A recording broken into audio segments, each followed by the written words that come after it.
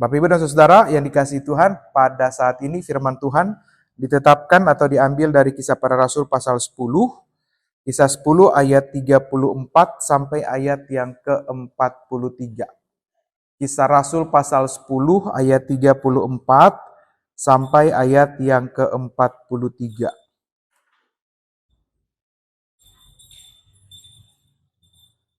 Saya bacakan bagi kita ya. Kisah Rasul 10 ayat 34 sampai 43. Lalu mulailah Petrus berbicara, "Sesungguhnya aku telah mengerti bahwa Allah tidak membedakan orang. Setiap orang dari bangsa manapun yang takut akan Dia dan yang mengamalkan kebenaran berkenan kepadanya. Itulah firman yang Ia sampaikan kepada orang Israel ketika Ia memberitakan damai sejahtera melalui Yesus Kristus yang adalah Tuhan dari semua orang. Kamu tahu tentang apa yang terjadi di seluruh tanah orang Yahudi, mulai dari Galilea sesudah baptisan yang diberitakan oleh Yohanes, yaitu tentang Yesus dari Nazaret. Bagaimana Allah mengurapi Dia dengan Roh Kudus dan kuasa. Dia yang berjalan berkeliling sambil berbuat baik dan menyembuhkan semua orang yang dikuasai iblis, sebab Allah menyertai Dia. Kamilah saksi-saksi dari segala sesuatu yang diperbuatnya di negeri orang Yahudi maupun di Yerusalem. Dan mereka telah membunuh Dia dengan menggantung Dia pada kayu salib.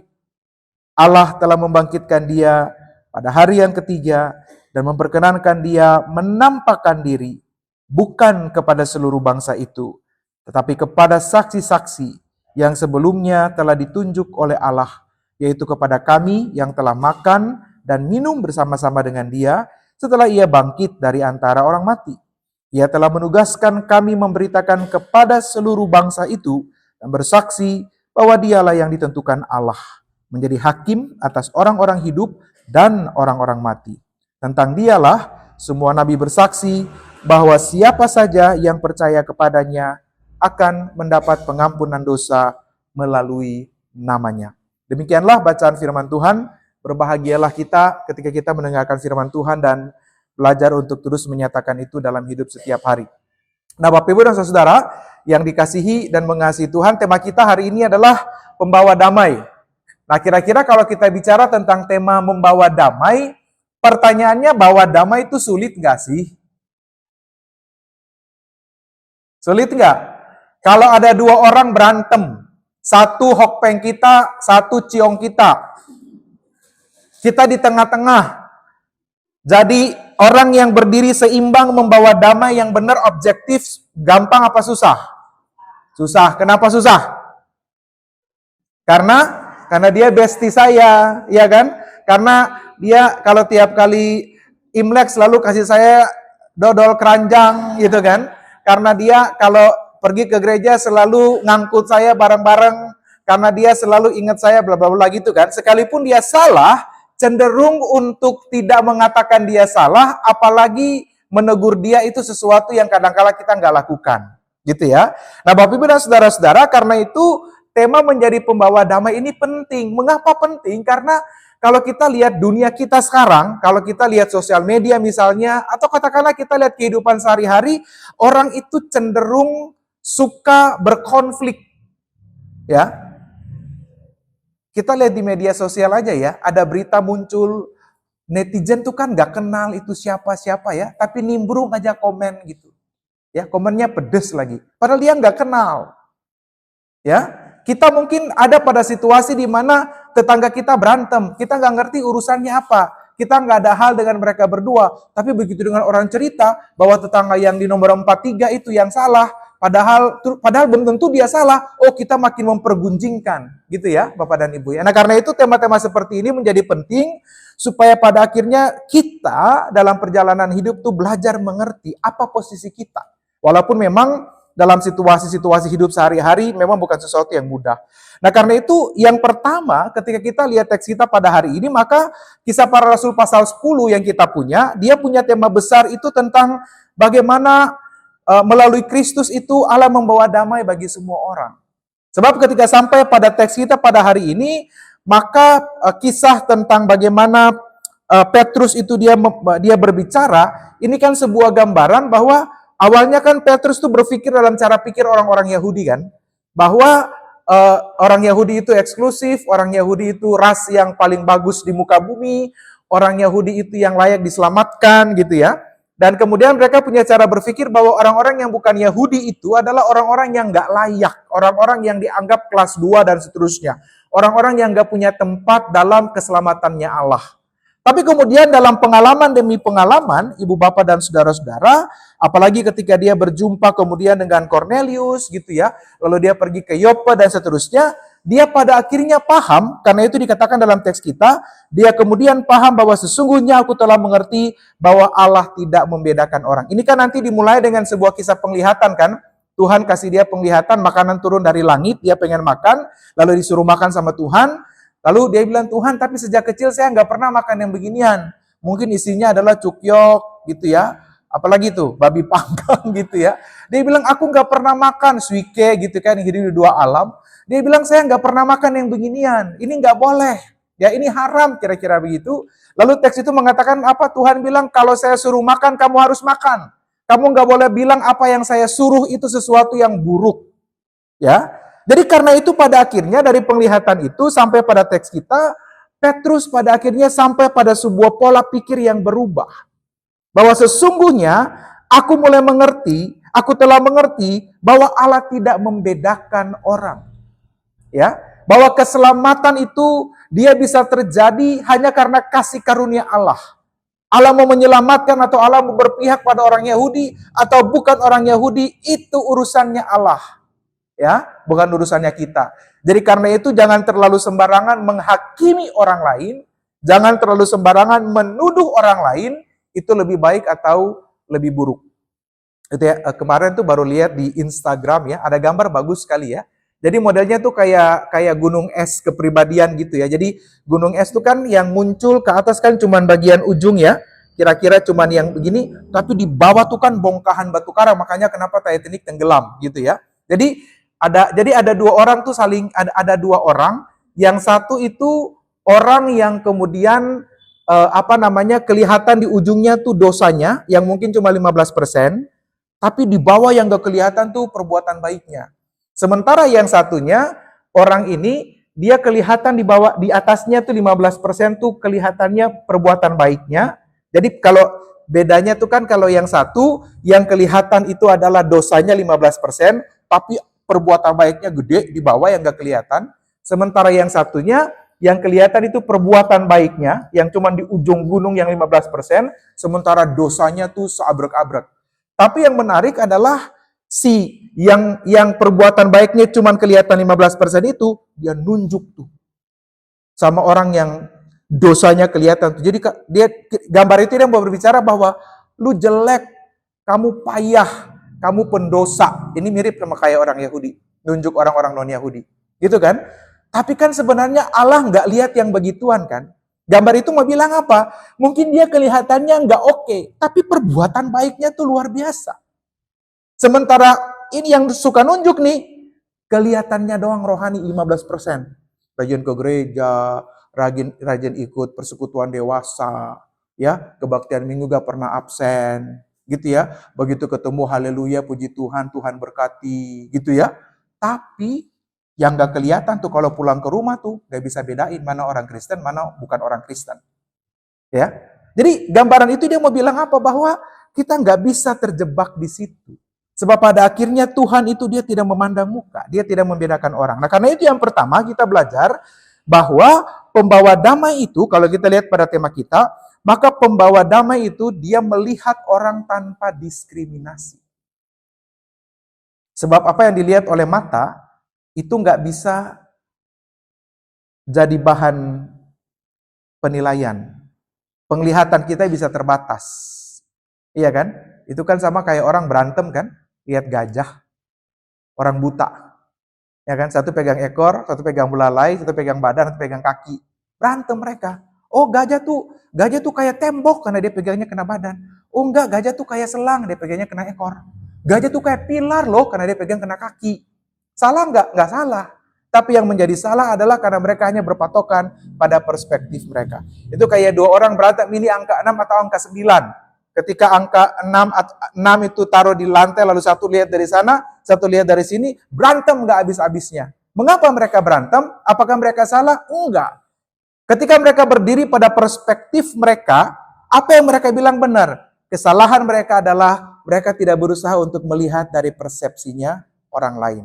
Maka pembawa damai, dia berdiri pada titik tanpa diskriminasi karena dia mampu melihat dari berbagai perspektif.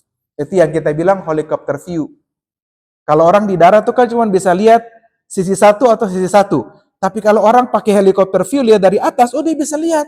Oh ternyata di situ harusnya nggak begitu, kamu jalannya harus ke sana dan seterusnya. Karena dia bisa lihat secara utuh. Nah, jadi karena itu pembawa damai dia harus melihat tanpa diskriminasi. Nah dalam peristiwa ini Bapak dan Ibu, Rasul Petrus itu dia menyadari sesuatu yang baru bahwa Allah tidak hanya bekerja di tengah orang Yahudi, tapi juga menerima bangsa lain seperti Cornelius pada bacaan sebelumnya yang adalah perwira non-Yahudi. Bangsa yang bukan Yahudi, orang Romawi. Ya, ini adalah sebuah gambaran transformasi. Cara pikirnya diperbaharui, pemahaman iman diubahkan pada waktu itu, hingga pada akhirnya dia mengerti bahwa Tuhan bekerja melampaui batas-batas yang ditetapkan oleh manusia. Nah karena itu, kalau kita bicara dalam konteks membawa damai, maka memang kita bergerak melampaui batas-batas yang dibuat oleh manusia. Perbedaan suku, status, latar belakang, ya, tidak membangun tembok, tidak membangun, tetapi membangun jembatan. Ya, tembok itu kan memisahkan kan, tapi pembawa damai itu dia membangun jembatan untuk memperjumpakan, untuk menghubungkan, untuk menyatukan. Lalu kemudian belajar menghargai setiap orang sebagai ciptaan Allah dalam segala kekurangan dan keterbatasannya. Ya, maka percayalah Bapak dan Ibu, tiap orang tuh punya kekurangan tapi juga punya kelebihan. Maka seorang pembawa damai itu belajar untuk mensinergikan atau menata dan mengelola semua itu supaya tujuannya adalah dia hadir untuk mendamaikan, bukan untuk memperuncing perbedaan. Kadang-kala niatnya sih buat damain orang, tapi begitu dengar cerita kejebak dalam gosip dia. Ya kan? Tujuannya sih pengen damain dua orang, tapi begitu udah duduk dengar cerita, kepo punya kepo, jatuhnya jadi bergosip, udah lupa kalau tujuan dia adalah mau ngedamain. Dampaknya kemudian apa? Terjebak pada satu blok tertentu. Ya, jadi bukan lagi pembawa damai, jadi apa? Jadi puntung. Ya. Jadi api yang kemudian menambah sesuatu menjadi lebih runcing. Nah, yang kedua, kita belajar bahwa pembawa damai itu dia membawa kabar damai dari Kristus. Kita nggak mungkin bisa membawa damai dari diri kita sendiri, nggak mungkin. Karena kita itu terbatas. Karena itu ayat 36 dari teks kita tadi misalnya, dia mengatakan itulah firman yang ia sampaikan kepada orang Israel ketika ia memberitakan damai sejahtera melalui Yesus Kristus yang adalah Tuhan dari semua orang. Jadi yang saudara dan saya bawa tuh Injil Kerajaan Allah. Kalau kita bawa cerita versi si A atau si B pasti nggak mungkin bisa. Ya, karena tiap orang punya versinya sendiri kan. Tapi kalau kita bawa berita damai itu didasarkan pada Injil Kerajaan Allah, maka dia berdiri pada titik yang seimbang. Karena Injil itu, karena berita firman itu, dia yang kemudian akan memutuskan mana yang baik, mana yang tidak. Kan Alkitab bilang kan firman itu kan kayak pedang bermata dua kan, dia menembus sampai ke sumsum tulang belakang. Sumsum tulang ya. Artinya apa? Dia membedah secara betul-betul tajam dan presisi. Dan menolong kita supaya kita tidak kemudian berat kiri atau berat ke kanan. Dan karena itu, karena Injil itu adalah Injil damai sejahtera, maka dia bukan hanya damai di batin saja.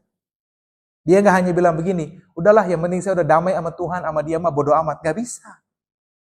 Ya, karena Injil itu adalah Injil damai sejahtera dari Allah. Maka ketika saudara mengatakan saya udah mengampuni dia di hadapan Tuhan, itu mesti nyata dari tindakan bahwa saya mengampuni dia di hadapan manusia. Gitu loh. Kan kadang-kala kita kan gitu kan, udah Pak saya udah doain, saya udah gak marah sama dia. Tapi kalau panitia sama dia gue gak mau. Itu gak mengampuni. Ya, itu gak membawa damai. Gitu. Membawa damai itu oke Pak saya udah mengampuni dia, saya udah berdoa, saya udah ngelepasin pengampunan. Ya, dan saya tetap pengen sama-sama sama dia dalam pelayanan. Bahwa kemudian kita makin cerdas setelah peristiwa itu, yes. Cerdas itu artinya apa? Lebih cerdik, lebih ngerti. Ya, jadi kalau bersama dengan dia lagi, karena belajar dari pengalaman-pengalaman yang lalu, oh ini model-model begini ini bakal jadi sesuatu nih, kita mulai ambil jalur yang baik. Karena belajar dari situasi yang kemarin. Begitu dia mulai emosional, kita belajar lebih tenang. Kita nggak ikut-ikutan bereaksi. Itu contoh, kita belajar lebih cerdik. Jadi pembawa damai itu damai di batin, damai di sosial. Jadi dengan cara itu pembawa damai itu apa? Roh pengampunannya mesti banyak. Gitu ya. Tabungan emosi pengampunannya mesti surplus. Mesti banyak, mesti cuan pada tabungan emosi pengampunan. Kalau enggak, nanti pada akhirnya kesabaran kita setipis tisu, kata orang-orang ya. Sedikit aja bisa retak atau robek. Nah, karena itu Bapak Ibu dan saudara-saudara, belajar dari dari Yesus, maka apa yang dia lakukan adalah pelayanan pendamaian. Ia menyembuhkan, ia tidak hanya melakukan apa yang dikehendaki Bapa kepada dia untuk memulihkan kita dengan Allah, tapi juga ia menjembatani kita dalam cara-cara yang real. Ia menyembuhkan, ia menolong, ia mengampuni, dan ia membawa damai, ya, membawa pengharapan, bukan gosip atau kebencian, ia membawa kasih dan pengampunan dalam kehidupan kita setiap hari. Nah, Bapak Ibu dan saudara-saudara, tema ini menjadi penting karena kita tuh akan selalu berhadapan dengan situasi di mana orang konflik dalam berbagai bentuk, ya. Apa konflik-konflik kecil, ya, antar keluarga, dalam pelayanan mungkin, ya, dalam kelompok bestian, gitu kan. Tujuannya mau pergi ke Bogor makan sotomi, ya kagak jadi, berhenti di stasiun Mangga Besar. Kenapa? Baru mau jalan aja udah berantem. Ya. Berantemnya apa? Satu mau naik Gojek biar cepet, satu bilang rame-rame aja, biar juga lebih hemat, naik Grab aja satu mobil misalnya, gitu ya. Berantem. Tujuannya bagus, pecah di tengah jalan, gitu ya. Atau misalnya ketika kita nggak tahu situasi, tapi orang datang cerita kepada kita, maka disinilah peran-peran kita, ya, untuk menjadi seorang pembawa damai. Percayalah bahwa ketika ibu bapak, saudara dan saya mampu untuk meneruskan kehidupan yang seperti yang kita bicarakan pada hari ini, membawa damai, maka rasanya disitulah berkat Tuhan hadir, ya. Karena kan kalau kita mengacu pada Mazmur 133, bahwa di mana hidup rukun, di situ berkat Tuhan suruh datang, iya kan? Kalau berantem terus mah gak bakal bisa. Maka kehadiran saudara dan saya itu diharapkan adalah menjadi apa? Agen pembawa damai. Agen yang berusaha untuk berdiri pada situasi yang netral. Walaupun memang untuk kali ini mesti belajarnya kenceng, ya.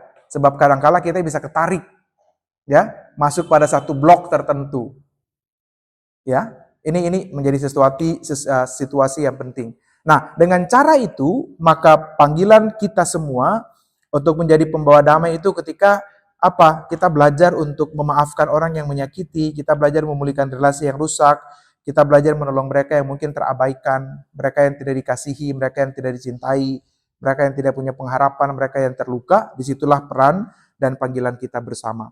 Nah, Bapak Ibu dan saudara-saudara yang dikasihi dan mengasihi Tuhan, apa yang disaksikan sebagai pembawa damai kalau mengacu pada teks kita adalah pengalaman real Petrus dengan Tuhan.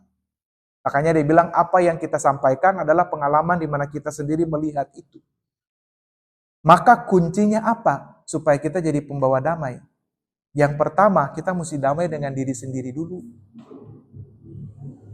Kita mesti diperdamaikan dengan Kristus dulu lewat pemulihan diri. Omong kosong, orang bilang menjadi pembawa damai, kalau dia aja belum berdamai dengan diri, dengan pengalaman, dengan trauma.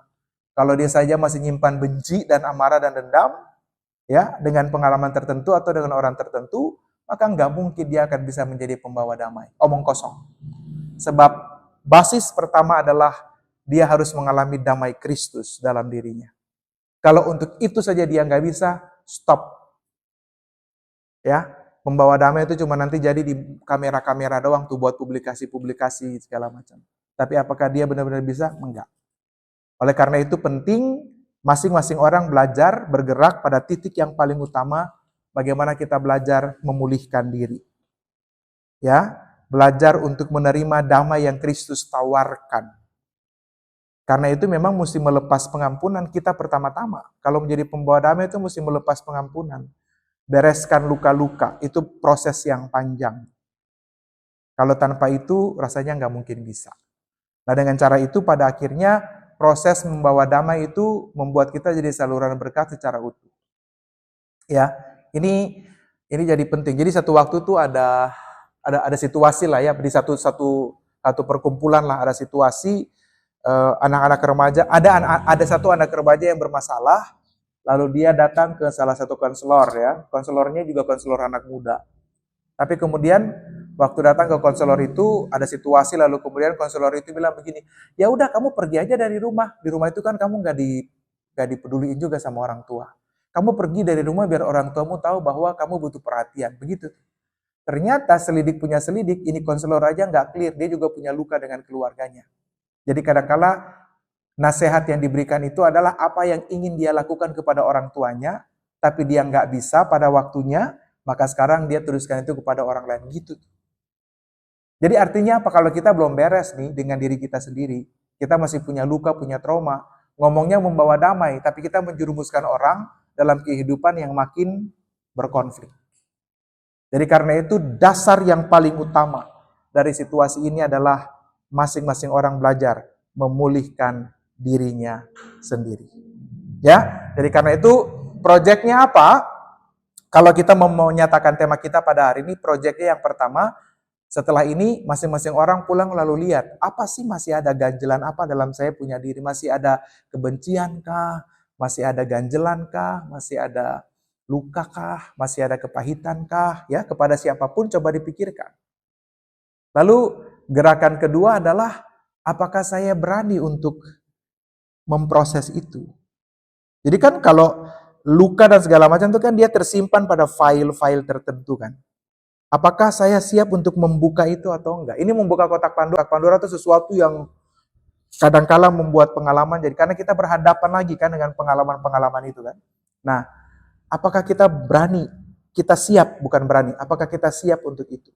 Dan kalau kita siap untuk membuka itu, berhadapan lagi dengan pengalaman-pengalaman itu, lalu langkah berikut adalah apakah kita kemudian, kalau itu berkaitan dengan orang tertentu, apakah kita kemudian langkah berikutnya adalah apakah kita kemudian siap untuk menghubunginya? Ya. Tapi begitu mau menghubungi terus ada teman gereja bilang, "Enci, tapi kan bukan lu yang salah. Kan dia yang salah. Kalau lu mulai duluan, Ci, nanti dia gede kepala, anak muda kok lu." Ya kan? Kadang-kala kita tuh jadi jadi api yang bukan jadi air yang menenangkan, tapi jadi api yang membakar. Maka langkah-langkah tadi kita belajar untuk memulai. Karena pada akhirnya menjadi pembawa damai itu kita nggak lagi lihat soal siapa salah, siapa yang menang, atau kita tidak lagi berusaha untuk memenangkan kedua belah pihak, enggak. Sebab kalau memenangkan kedua belah pihak tuh pertaruhannya kan ego kan, benar nggak? Kalau orang suka bilang kan win-win solution. Kalau dalam bisnis oke lah, sama-sama cuan. Tapi dalam relasi nggak bisa. Karena win-win solution dalam relasi itu ego masing-masing dipertahankan. Lu 50, gua 50. Gitu, lu bisa, gue juga bisa. Lu kalah, gue juga kalah. Ya, itu dalam relasi nggak bisa. Makanya dalam relasi yang mesti dicari adalah alternatif. Alternatif solusi itu adalah upaya untuk memenangkan tujuan yang lebih besar. Dalam memenangkan tujuan yang lebih besar, orang udah tinggalkan win-win dan win-lose itu udah nggak kepake. Bahwa pada akhirnya kemudian saya menurut orang tampaknya kalah atau mengalah, itu bukan jadi soal buat saya. Mengapa? Karena yang kita cari adalah kepentingan yang jauh lebih besar. Sehingga pada titik itulah, pembawa damai itu harus berdiri pada posisi itu. Ya, dan itu harus dimulai dari diri kita sendiri. Jadi mungkin tema ini dengan teks ini, pertama-tama dia mau bicara buat kita. Sebelum kita menjadi pembawa damai, maka mari kita belajar berdamai dulu. Dengan diri, dengan pengalaman, dengan Tuhan dan segala macam. Pada titik itulah Tuhan bisa pakai saudara menjadi pembawa damai yang utuh. Tuhan menolong dan Tuhan memberkati kita. Ingat proyek tadi ya, pulang cek-cek diri gitu ya. Ada apa yang belum beres, ada apa-apa. Lalu mulailah berproses ya. Mulai buka lagi filenya, ingat-ingat lagi. Lalu mulai berani buat mengontak orang-orang yang mungkin punya bersinggungan dengan pengalaman-pengalaman yang tidak menyenangkan. Ya, kalau mesti mengutarakan maaf duluan ya, maaf duluan sama mantu gitu ya, sama besan, sama tetangga. mantan tetangga gitu ya, yang gara-gara kasus itu tetangganya jadi pindah ya. Waktu kita nggak ada di rumah, jemur spray depan pagar kita gitu ya. Terus kita suruh angkat jadi berantem gitu. Lu yang salah kok gua yang begini contoh ya. Jadi gara-gara air selokan, air nyuci lewat depan rumah, nggak ada salurannya ke dalam got, depan rumah kita jadi basah dan segala macam gitu ya. Coba pikirkan itu, lalu kalau memang ada maka mulai bereskan, jangan didiemin. Didiemin tuh jadi nanah, jadi bisul. Ya, coba dibereskan, dibersihkan, dan pada titik itulah langkah awal bagaimana kita menjadi pembawa damai. Tuhan menolong dan Tuhan memberkati kita. Mari kita berdoa sejenak untuk firman Tuhan kita. Bapa di surga, kami berterima kasih untuk firman-Mu yang kami terima pada hari ini. Tuhan tolong supaya bagaimana kami menyatakan firman dalam hidup itu dimulai dari kami memproses diri kami sendiri. Untuk menjadi pembawa damai adalah hal yang mustahil kalau kami sendiri belum berdamai dengan diri dan pengalaman. Karena itu Tuhan tolong supaya kami mulai dari diri kami sendiri, memproses pengalaman-pengalaman yang mungkin menyakitkan, pengalaman-pengalaman terluka. Supaya pada akhirnya ketika kami beres dengan pengalaman-pengalaman itu, kami belajar lebih jauh untuk menjadi orang-orang yang Tuhan pakai untuk memulihkan kehidupan. Firman Tuhan dimeteraikan dalam kami dan Tuhan dipermuliakan. Dalam Kristus kami berdoa. Amin. Saya kembalikan.